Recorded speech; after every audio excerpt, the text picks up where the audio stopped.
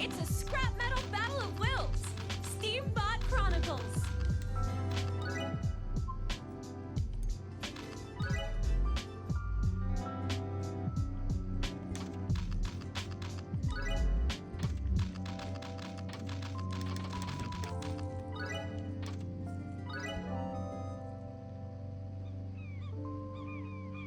Alright, so all the files we need are on Stephen Cooper's GitHub page. He's the actual creator of this project, so give him all the credit he deserves in the comments. We need the build guide if you want to read with me, the BOM and the CPL file, as well as the .exe, the zip, and the mount for the PCB. All those files are on the GitHub. Alright, quick PSA. So the first motherboard that I used in my first build was from a PSP I took apart a long time ago. I didn't have any other parts, all I had was the motherboard. So it was perfect for the build because it's all I needed. However, when you get to the part where you're ready to play games off of your SD card, you need to have the custom firmware installed. I did not. You also cannot update a PSP's firmware while you're in the video display mode. So if you're displaying on a TV, it will tell you, go to handheld to do this update. That's a problem. So if you are taking apart a PSP and the screen still works, watch this video by Blaine Locklair. He makes amazing stuff about custom firmware for tons of different consoles. So I watched this video and that's how I was able to get my second PSP set up. My first one, I had to get a little more creative. So I did some digging. I found a really old forum post where a guy uploaded multiple different PSP firmware versions and the custom firmware for those versions. So the one that I had in my original build was 6.37, and then I was able to essentially follow the same steps in Blaine's video, but I just used the files from this forum post that matched my firmware. So if you're in a similar boat where your PSP has a broken screen or you've already taken it apart and you just have the motherboard, hopefully one of the firmwares that's available here is what your firmware is currently. If that's not the case, you may have to do some more digging and try to find someone who's maybe uploaded that file. But if you can find that file, then you can just move it over into the folder and operate it as you would in Blaine's video, and it should be totally fine. That's what I did for my first build. If there's someone out there that isn't in this list, hopefully you can find something online and maybe post it in the comments. That would be great. All right, let's start the video. Part 1, ordering components, the PCB, and the Arduino setup. So I'll show you where I got the parts from, how much they cost, and what parts I needed. All of this is in the description below. The exact parts you want are also in the description below. I made some mistakes. I purchased some conductors that were way too short, so don't follow exactly what I purchased. Follow what's in the description. So you'll need the Arduino I just showed you, and then here we're at our conductors. There's two 10-pin conductors, then there's one 14-pin. You need 76 millimeters is probably better. 51 is fine for one of the connectors, but you need a longer one for the other. And then the 14-pin, there's a big change here. Don't get same side contacts. Opposite side will make the install way easier later. I'll explain this more when we actually get to the build process. It's just good to know now. Now we also need the 10K ohm digital potentiometer. That's pretty straightforward. Here's my price. Yours will actually be half that because I bought enough for 2 builds, right? And then here's what it cost me to get the PCB made. And it's all done on PCB Way. You can only order 5 pieces, so you have to buy 5, but it really doesn't change the price all that much. I'll show you how to do this whole process because it's a little different than the build guide since he uses a different company, but I had a hard time ordering from that company, so I just used PCB Way. Once again, I put it in the description, but I'm not sponsored in any way by any of these companies, so use whatever you like. If there's cheaper ones out there, use those too. So the Gerber file is the .zip. The Centroid file is the CSV CPL file, and obviously the bill of materials is the bill of materials. After I finished the process, I got this file sent to me from PCB Way. So this actually shows you the parts they're putting onto the motherboard, what those parts cost, and the assembly cost, right? So that's the big expense here. Feel free to do it yourself, but I just paid. It was easier for me to do it that way. I'm just gonna show you the parameters here that you need to put in, right? This is in the build guide, but since Stefan uses a different website, the process is slightly different, but here are all of the settings that I had set up. And I'll actually go through this with you in a second here. So you can pause this and come back to it if you want when you're actually ordering. But what you got to do is go to PCB assembly and get a quote. And then, so we're going to go down to PCB specifications. So single piece, we need to put in the length and the width, which you can copy these. They're also in the build guide as well. We have to get 5 pieces, right? That's the minimum. Most of these other settings are actually just defaults, which is great. You can change them if you'd like, but I suggest keeping it how it is. The only thing we do have to change here is change this to with LED.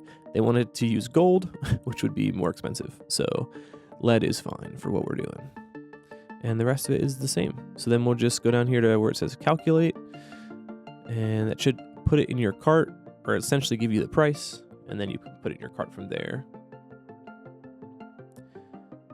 And then just agree. Now we're going to upload our files, right? So our Gerber file is that zip file. And then our bill of materials is just the bill of materials file. And then the Centroid file is the CPL file. That one was a little confusing for me, so hopefully that's helpful to see for you guys. And then hit submit order, and you should be good to go. They'll send you actual proofs once you get the order set up, so make sure you check your email and confirm those proofs. I'd missed it for a day, so mine came a little bit later because I didn't see the proof.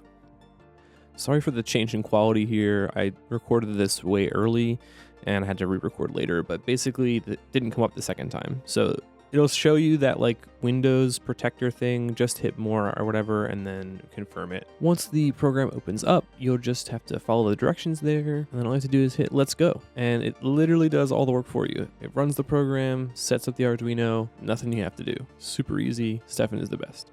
Part 2, all components and total cost. So I'm going to break down all of the components that we got and what it cost me to get them, as well as the PSP and other parts that I didn't list in the prior part 1. So we have our Arduino, our connector cables, our potentiometer. We have 2 10-pin connectors and 1 14-pin connector. And then obviously the PCB that was assembled. I chose PCB Way. You can choose whichever place you'd like. It should be the same process from each website that produces PCBs. So here's just the bill of materials, my orders. Around total for everything was about $160 to do this build, which is pretty good considering most mods require $100 just for the mod board. This price isn't too bad considering it's the PCB assembly, the PSP, and the video cable all included. All right, let's go right into part 3, PSP Teardown.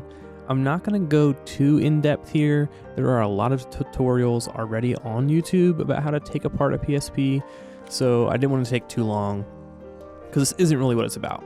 If you're like me, I already had a PSP motherboard that was 4 parts that worked perfect for this build, but I got this specifically so that I could show you how to take one apart and get the motherboard in case you're just taking one that you have maybe a broken screen, or like this one, it works totally fine, but couldn't read discs. So I said, that's great because we don't need that for this functionality right now. We're just gonna run games off of our SD card. So there are tabs on the left and right side of the Start Select Home menu there. So pop those, pull that down. Then there's tabs on the left side of the screen. So kind of get some pliers or tweezers in there. And be gentle so you don't break your screen if you need to keep it. Once you have it kind of out, there's a lot of different ribbon cables. So a pair of pliers or small tweezers like I have is great to get those ribbon cables out. There are screws all over the place. all of them will need to come out. So if you see a screw, feel free to take it out because we will need to take it out at some point anyway. For the power connector, there's like a little plastic tab that kind of keeps it in place. There's a little tab that holds that speaker in place. Push that down and the speaker will just pop out. Then you can move the motherboard. So now we're grabbing the video connector port. So we need that piece as well so that we can get the component cable connected to display on the TV. For the back, the UMD drive, this part, once again, not super important. I'm gonna try and utilize the UMD drive in a future build to potentially make this consolizer use the UMD drive. That's going to be probably something in the future, but you can feel free to skip ahead. I have timestamps all over the video. So if you want to skip past this part, that's totally fine. If you're still with me, there are little plastic tabs you kind of have to pop out of place once you pull that pin out in the back. And then same thing here, these metal tabs kind of are stuck with some foam. So you push the foam out of the way and pull the metal tabs out, and then you'll get that back piece. And then there's just 4 screws here. You can just loosen those up and the UMD drive should come right out. Since we've already taken the motherboard out, there's no ribbon cables for it to connect to. So we'll speed past this whole process here. But yeah, just take all those screws out and then you have the UMD drive. There's a couple other parts, but we'll just leave that how it is for now because that's pretty much the full takedown. Part 4, Bluetooth PCB assembly. So we're gonna put all the parts we just got onto the board, solder them in place, and get them connected well. So it's important to remember a couple things when soldering, right? Using flux, super helpful, makes things way easier. So use some flux if you have it. If you don't have it, I suggest getting some. You also should have a fume extractor or have really good open spaces. Maybe you're, open the doors, something like that, windows. I have a fume extractor that I built and it is not turned on. So you'll see me figure that out about halfway through here that I did not turn it on because I'm dumb. But basically you tack in 2 pins, both ends, and then it kind of stays in place by itself. And then use more flux and come in 1 pin at a time and solder them into place. I'm also using really thin solder here. I'm not sure why I did that, but it's a choice I made. You can always use more. It makes it easier. You don't have to keep adjusting like I did, but just come back, check your work, make sure everything is soldered in place well, and then grab your Arduino and slot it right in place. Also, I got my good camera out. Sorry about the poor camera angle from before. I was being lazy and I decided to actually get up and get my good camera. So, same thing as before, right? We just put some flux down and then solder each pin into place right onto the Arduino. And once that's done, we're good to go. Make sure we don't bridge any of these. It's easy to bridge those, but I didn't have any real trouble with that. But just make sure you're careful. And then let's take our LED and our resistor and slot them into place. The LED does matter if it's positive or negative side, so make sure that goes the right way or it won't turn on. The resistor does not matter. The potentiometer also has a pin marking, right? So that kind of little divot on the front matches the kind of divot mark on the board. I'll show you that a little bit later so you can see. I tend to bend the legs out. So the resistor here, you can see I bent the legs out to the sides. And then for the LED, I don't usually do that. I just kind of hold it. So I'll turn the board over and I'm showing you right now that Kirby is ready to go. It's gonna take care of me this time. Also, don't mind my earthquake shaking hands. I have no clue. I just have terrible shaky hands. So same thing here, right? We're just tacking them in and then adding a little extra solder to make sure they're right. And I'll come through later with some flush cutters to make sure they are trimmed and look good. So like I was showing you before, right? The divot matches up here on the board with the divot on the chip. Also, I had to bend these legs a little bit to get them to fit, so don't be afraid to do that if you have to get them to fit right in there. Then just flip your board over.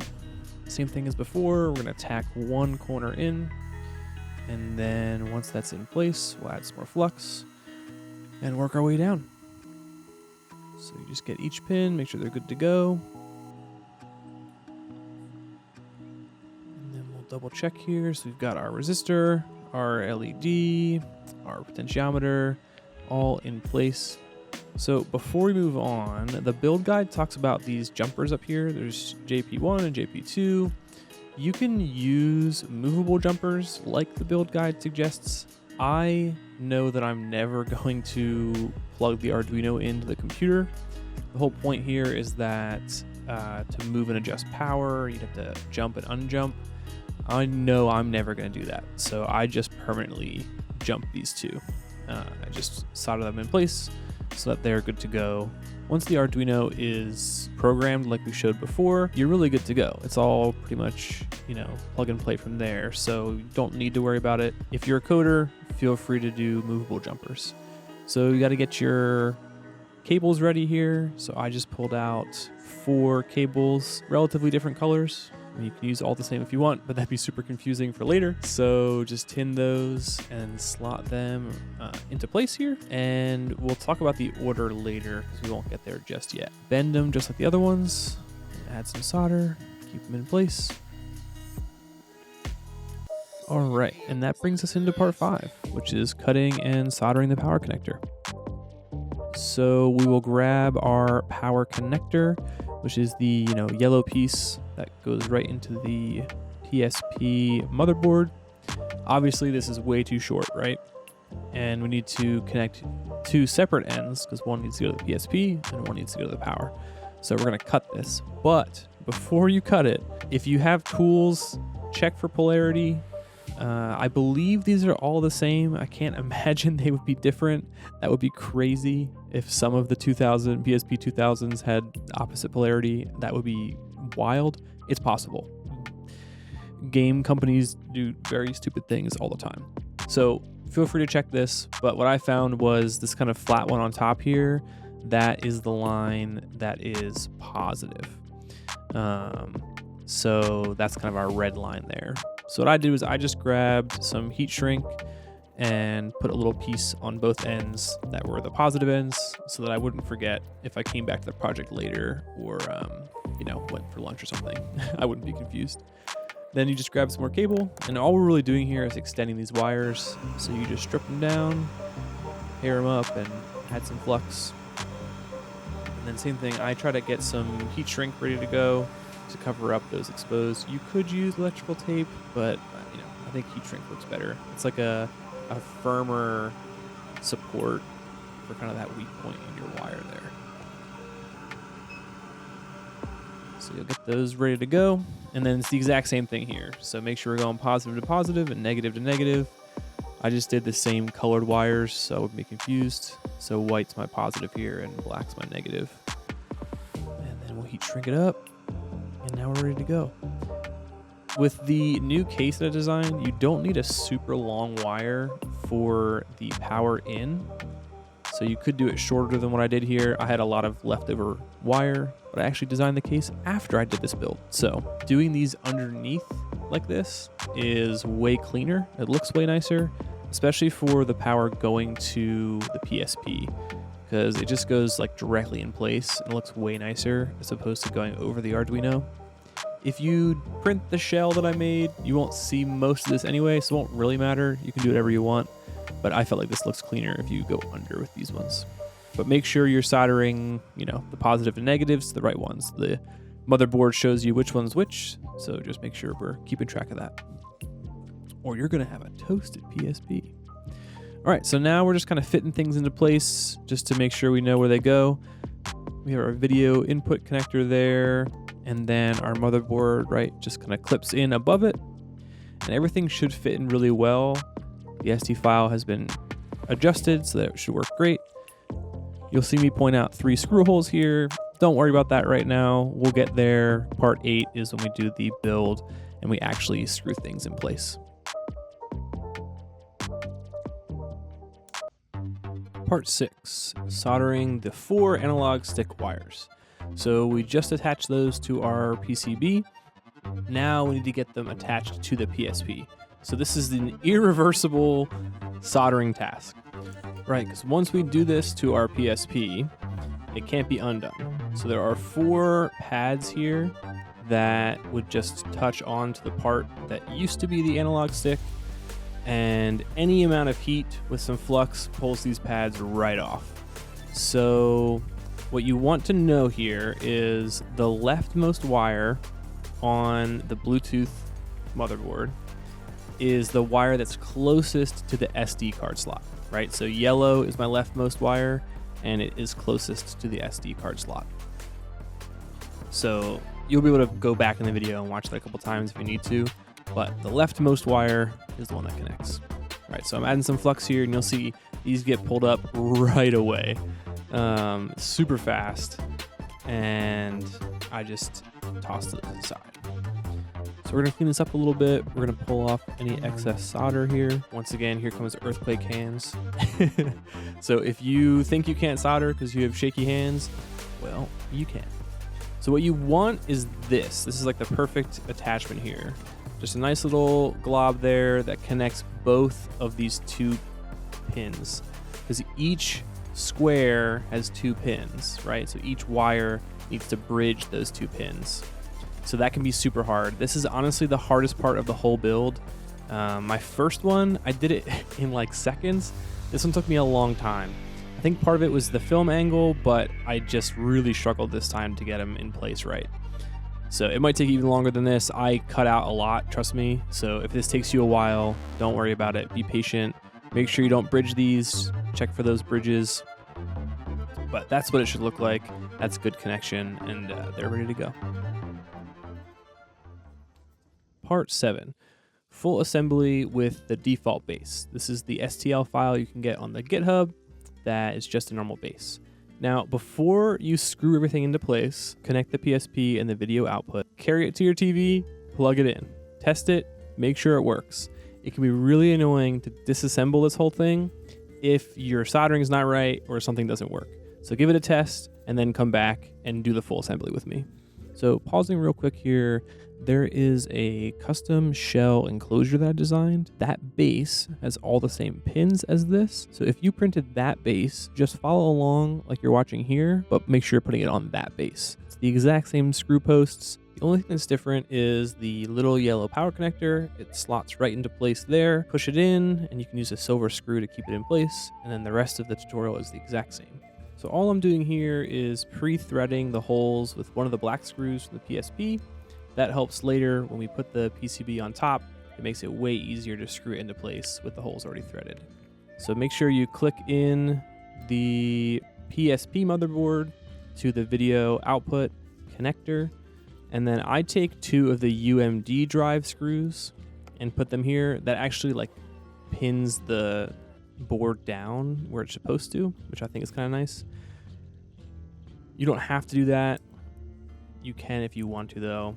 If you're going to use your UMD later, you may not want to do that, but it works really well. I took another one actually and used it down there where the video input is, because that held that one in place as well. But you can also just use a normal black screw. All of the screws that we're using come from the PSP itself.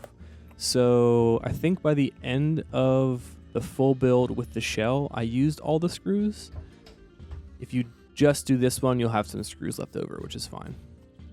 Now I'm just going to point out what cables go where. So this one right here is our left connector. And then we have our center connector, which is below that there.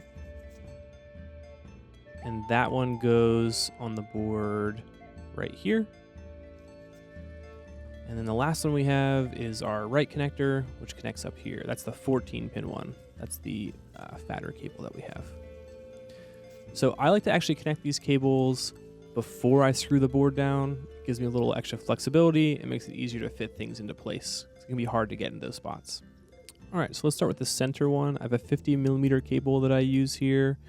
And with a little right angle bend, it gets our connector ready in the opposing direction, because the connectors have to go kind of facing up on the Bluetooth motherboard. I have one that's way too long here, you can see. And then the right connector here, I want to encourage you to please buy the D type, not the A type. Because if you buy the opposite sided one, what will happen here is you plug it right in, and then if you do 2 of those right angle bends, so right and then down, it will fit just right in the right direction, and you don't have to do this kind of funky, weird, twisty infinity loop thing that I had to do to get it to fit into place. So I'm just lining everything up now, and we'll grab the black screws and put one in each of the holes on the Bluetooth motherboard, screwing them down into place. And then you can grab the connectors. All you have to do with the connectors is the little black tabs pull outwards, and then you'll slide the connector in and push the black tabs back in. All right, so that is everything assembled and put into place, all screwed in place. So what I'm gonna do here is I'm just double checking my soldering, making sure there's no cold spots or anything that I missed, taking a look over the board. I do see some spots that I don't like, so I'm just gonna add some more flux and extra solder here to fix those spots up. And then once that's done, I'm just using some isopropyl alcohol. I use 99% and just cleaning up all that flux. A little toothbrush and some Q-tips. Cleaning the board off, this just helps preserve it. Let's plug the power in, see that light? And there we go. So all we gotta do here is connect to our TV and see if we got a full working system. Part 8, connect to the TV and test the build, make sure it works. So we're gonna get our component cable and get our power cable all plugged in. And then we'll take our other end here and plug it in right here. Okay. And then we'll take our normal PSP charging cable. This is exactly what you'd use to normally charge the PSP. Plug it into the power outlet. All right. And then grab your controller. I use a PS4 controller just because it's the easiest in terms of the button mapping is already set up for PlayStation. And then you just have to hold the sync button, which is the left select button and the PlayStation button. Hold that down. And then it should be synced. It syncs very quickly. I'm always surprised how quickly it finds it. And then this actually turns your PSP on. So the way to turn it on and off is by turning the controller on and off. So this turns the PSP on, and we've got our default here because it has no battery, right? So it brought us back to our time set here. So I just put in some random stuff. So now we're going to the memory stick, right? And this has already been formatted. So we talked about that in the beginning of the video. So we're already formatted so that we can play games off of the SD card. We're testing it out. At this point, I'm realizing that I'm not showing the controller. So I have to go a real quick run, turn on my display capture so you can see the actual video in the corner there. And then I grab the controller and I'm like, oh, I should probably have the controller on screen so you can see that I'm moving it around while it's happening on screen. So you'll see the controller pop up here in a second. So I have my display capture in the top corner there. That's our normal display capture when me and Ben do streaming. And then you can just see the TV so you can see it happening at the same time here. So all the buttons work, right? XO, start, select. The left thumbstick is the analog stick, right? Because the PSP only has one analog stick. This game, it's weird. I used it a couple times. I don't think it lets you use the D-pad to move in this game. It lets you use the analog stick. So if you see me trying to use the D-pad, but it's not working, that's because this game wants you to use the analog stick to move around. And some PSP games are like that. This is Orion's home. There's tons of info on the GitHub about the different controllers, the different button layouts. I don't use any of that. I just use default PS4 controller, sync it up, and we're good to go. This lets you play 90% of the PSP games. I think there's some weird ones that involve other things, but really a PSP only has the D-pad, the 4 PlayStation buttons, an analog stick, and a right and a left. And so there's a PS4 controller. So it gives you everything you need. And all the games that I want to play are good to go. So now I'm going to show you how to turn off the system. Like I said, you use the controller to turn it off. I tried to do this in one take, so it didn't, look like I was doing any kind of weird video magic or whatever. So you just hold the same thing. You hold the middle button and the sync, that left button there. And it takes a little while. It's like 20 seconds. I learned later, actually, from the developer that you can just hold the PlayStation Home button for about 10 seconds, and he designed a shortcut, which that will actually turn the system off too. But then once the system's off, right, screen's black, TV's back to its normal, no input or whatever, no signal.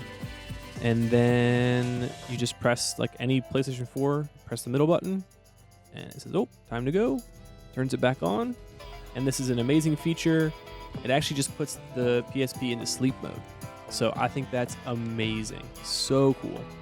If you want it to go completely off, then just go back to the home menu, and when you turn it off, it'll completely turn itself off. But I love it's plugged in, so let it go into sleep mode. It's not going to hurt anything. You're not running a disk, so you're not going to mess your disk up. And you can just pick your game up exactly where you left off. It's like, good old Nintendo Switch. So huge feature in my opinion, because I know that the PSP had a sleep mode, but it killed the battery. So it didn't really matter, because if it was in sleep mode, you could plug it in anyway. So now we have a console and it's plugged in all the time. It's perfect. All right, great job. You did it. You finished the build. You got it all together. Everything works great. If you'd like to, stick around for part 9. It's a bonus part. That's where I install the shell. So if you printed the base with the shell as well, then you're going to want to watch that part. That shows you how to connect all that. But if you didn't, you just did the default build, then you're done. You're good to go. Congratulations. You have a Bluetooth controller now connected to a PSP. All right, part 9. Bonus round. I designed a printed shell, okay? It replaces the default base. So I'll give a shout out to this like really early on in the video so that you can skip the default base build if you want to print the shell. That way you don't have to take it apart like I did, because that was super annoying to take it apart a couple times. I had to do it for both mine and the one in this video. So I also added in a spot here for the power input there. You can see me really pushing down because I have a little tab that was just like in the original PSP shell. And then I put a screw hole there as well to keep it in place. So you put that in first because everything goes on top of that. But that locks that in place. It's not like dangling outside the shell or anything. Other than that, the rest of like the pegs and spots are all the exact same. They were just moved over from one 3D file to the other. And then I added in little miter joints that help you line it up, because basically on the edge, there are screw holes. There's 4 screw holes. And then inside the base are also holes that need to line up, right? So there are little miter joints that make it easy to line up for you. But this is my favorite feature. You press on the P on the PlayStation and it presses the button. I was really trying to think about a way to do that where you could still access the button. So same thing, right? This is just the example. Put one screw in and it should screw right into the wall. You may have to kind of thread it a little bit, kind of mess around a little to get it to thread right. But once it goes in, it'll actually pull it in real nice. And then there's 4. Use 4 screws. I use the outside like silver ones. And then plug the power in and test it. And like I said, all you gotta do is press the P there. It's the normal sync button. And it's just like before. Nothing different there. Now, this was a hard part to design for the actual video component cable. So I had to kind of cut that chunk out of the side there. So it's a little bit different than the default base simply because of that alone. So you just slide the cable through the middle, and then once it comes out there, you just grab it and plug it right in. And it's super easy to unplug and plug in once you've threaded it through. And that way you don't have to take the whole case apart if you want to move it. You can just still unplug the cables and you're good to go. While I roll the credits here, I want to run some B footage of me absolutely bungling this analog connectors here. So enjoy me messing all that up while I thank everybody. Stephen Cooper, the creator of this build, the designer of the PCB, coder of the Arduino, huge thanks. Can't even believe that this existed on the internet for as long as it has, and no one seems to have made any videos about it or be talking about it. When I started researching this project, I was all over Reddit finding tons of articles of people saying there is no way to connect a Bluetooth controller to a PlayStation Portable. While that's true natively, they did not link or suggest or recommend any kind of modification to the console either. There are tons of YouTube videos about PSP mods. I built the ultimate PSP. But to me, the ultimate PSP is one that I can plug into my TV and sit down and play on a controller. Huge thanks to Stephen Cooper for all of his work. Make sure you check out his YouTube channel. He's got an internal build that he's working on right now, which is even crazier than this, as well as more custom features that he's talking about building. So check out his videos over there. I am not the best at soldering or putting things together, taking things apart. This is all just a hobby for me. So if you're a hobbyist and you enjoy doing this, it's a harder build for sure. It's not like maybe the first one you want to do. Relatively easy assembly for the Bluetooth PCB. The only real hard part is this part you're watching me mess up right here. Give it a shot. Take your PSP motherboard, try and make it a consolizer. Remember, can't change this back once it's done. So do this at your own risk, right? This costs you money, so it's on you. Obviously, Stefan and I take no responsibility for you breaking your PSP or for something going wrong during the process here. That's a total risk. You could break your PSP, you could desolder a component. There are tons of things that you could do wrong, and we can't take responsibility for that. So do this at your own risk. Could be a fun hobby, could be a fun activity for you. It definitely was for me. I really enjoyed it, and we hope that it helps somebody make this build.